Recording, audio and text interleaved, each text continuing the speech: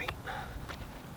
What I've got on the camera right now is the Bauer 8mm f3.5 fisheye lens.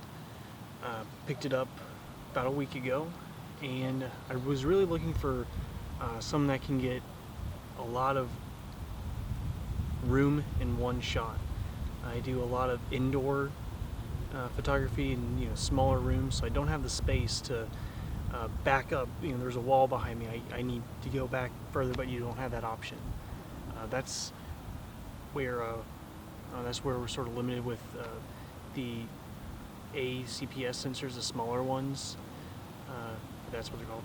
But I'm shooting on a T3i, and I was really looking for something that can get more of a wide angle, because I'm just not happy with the crop factor that these smaller lenses have. Right now, I'm shooting at f8. Okay, focus to infinity. Right now we're at beautiful Spring Grove in Cincinnati, Spring Grove Cemetery. This isn't a park, this is a cemetery. I think it's a beautiful place to shoot. But right now I'm going to go and I'm going to put on my 35 prime to show you the difference. Right now I'm sitting at like a 45-degree angle towards my camera. That's where I'll be sitting when I put on the 35. We'll see if I'm even in frame. This camera has almost a 180-degree field of view. I'll check on what the 35 prime is. I'll put that on next. Alright, so right now I'm shooting with the 35 prime. I didn't move my tripod. The focal length is still at infinity, still at f8, shooting at an ISO of 100. And the the shutter speed's 1/160th of a second. All the settings are the same. Just change the lens. I didn't move the tripod again, so I'll do a little switch back and forth between the 8mm and this 35, and just look at the crazy difference in what is in focus. One thing I will say is the depth of field on the 8mm isn't much of anything. I'll go from infinity. Wait, let me change the viewfinder. I'll decrease the shutter speed so we can get some detail in here.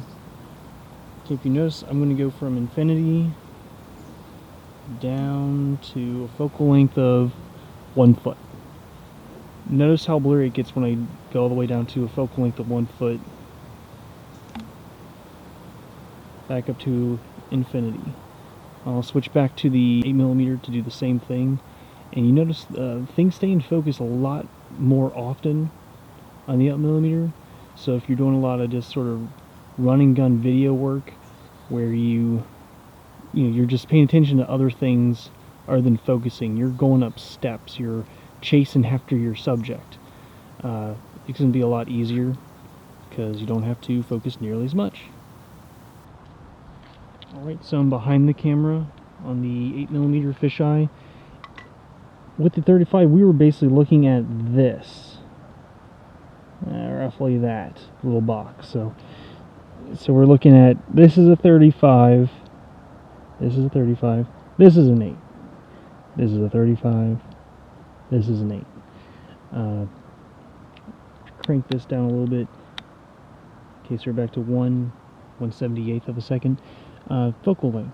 Right now I'm focused at infinity, and this is what's crazy. My fingers are 2 or 3 inches in front of the lens right now, so when I'm focusing, sometimes my hand's even there. So that's one thing I have to be careful with. Again, we're gonna go from infinity.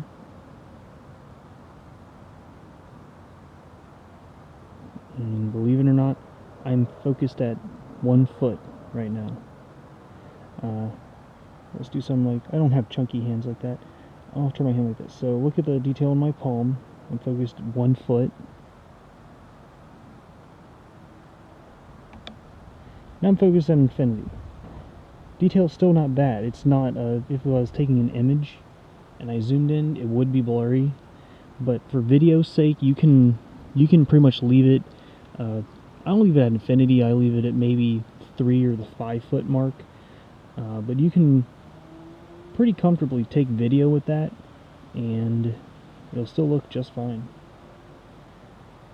Anything else about this lens? I think its only downfall is that you are stuck at being able to shoot no more wide open than 3.5.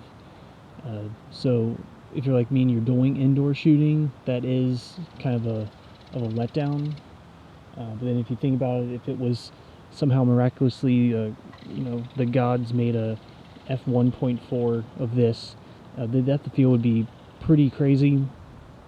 Probably not the most useful thing for video shooting moving subjects. Just once again, these are, as everyone knows, these are manual lenses. There's nothing automatic about it. One last thing on it, the light exposure. Normally when you're shooting in manual mode and you're exposing for your light, you want to go where that little line is across the bottom. You want to go right in the middle. This 8mm and also my Bauer 35 prime, I find underexposing by a stop according to the light meter is actually giving you the best light balance. Alright, thanks for watching. If you made it this far, I have to say thank you. You didn't get bored, so congratulations.